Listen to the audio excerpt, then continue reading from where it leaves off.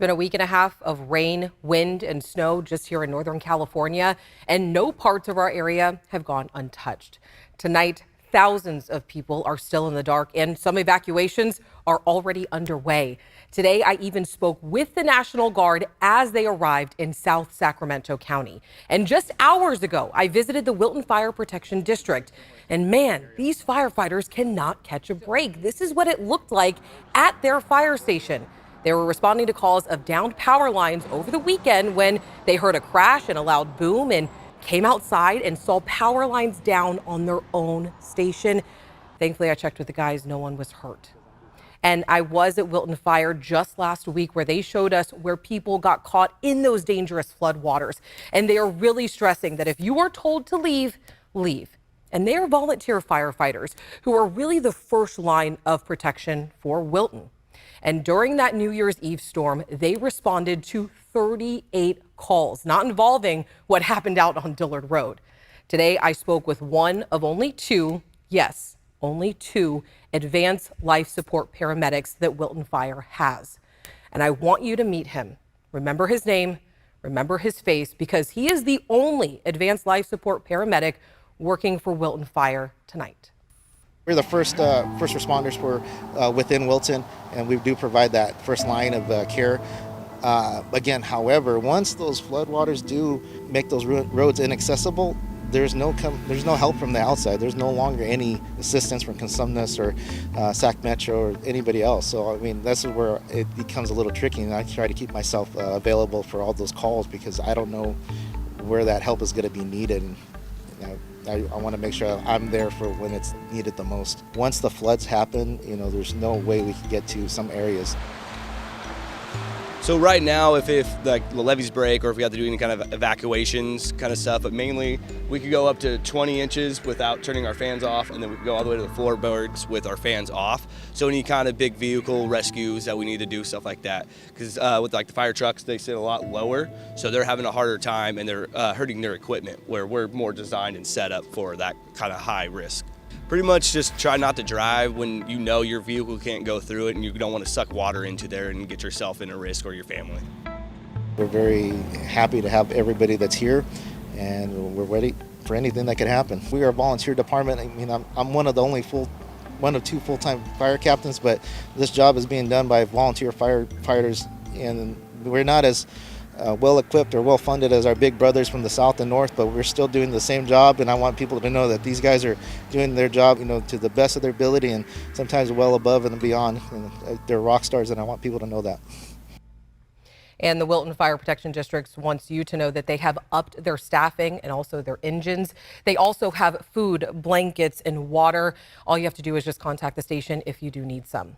Now, today I also went up the road to the Wilton Bridge area where Reclamation District 800 and Sacramento County are still repairing levees. And that's also where I met a longtime cattle rancher. My parents and grandparents built out here in the mid-'80s, and it's always been a concern of ours.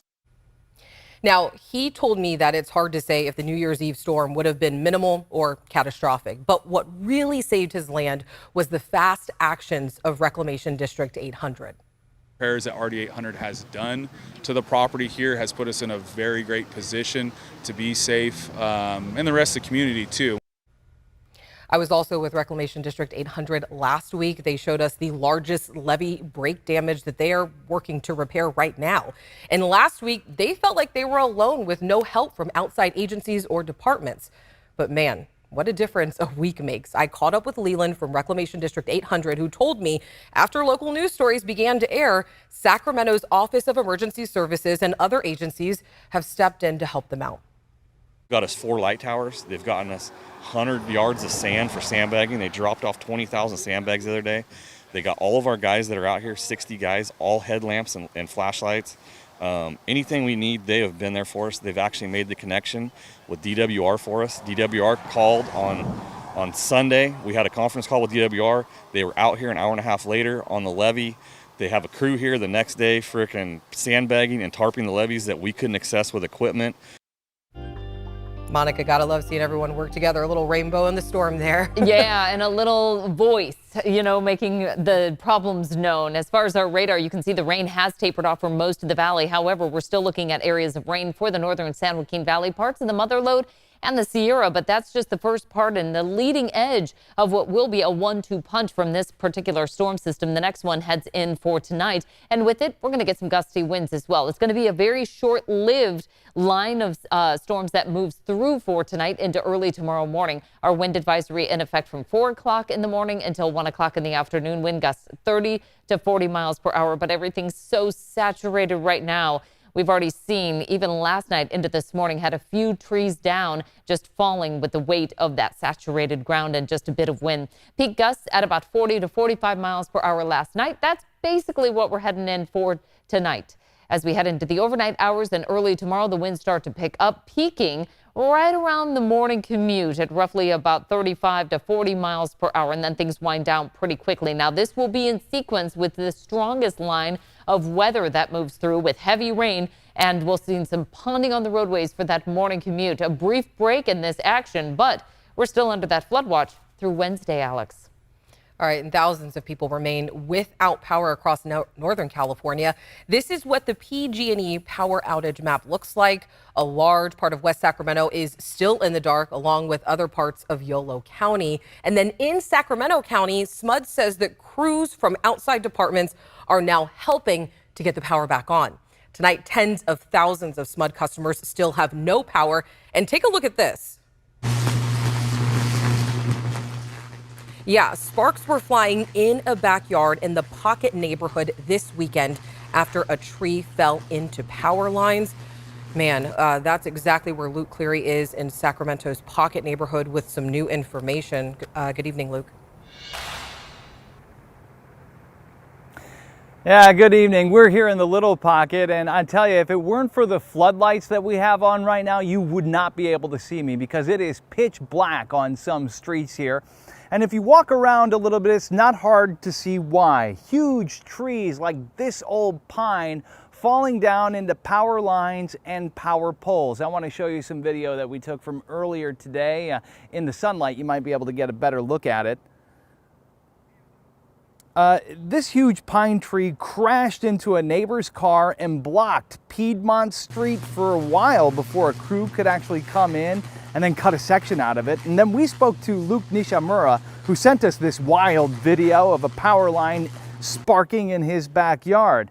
He said it was like a spectacular light show, but obviously deeply concerning because he worried it could catch a tree or even his home on fire.